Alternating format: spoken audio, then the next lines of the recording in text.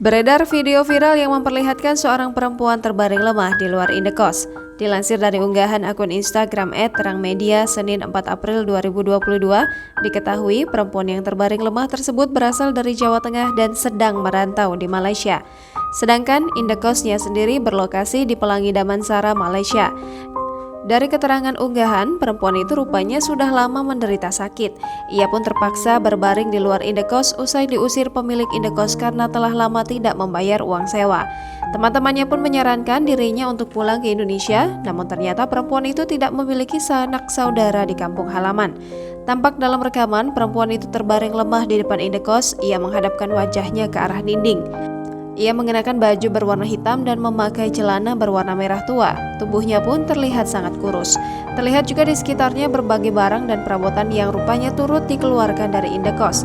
Kini, berdasarkan keterangan unggahan, perempuan dalam rekaman tersebut telah diobati dan dibawa ke rumah sakit dan kemungkinan juga akan diantarkan ke KBRI.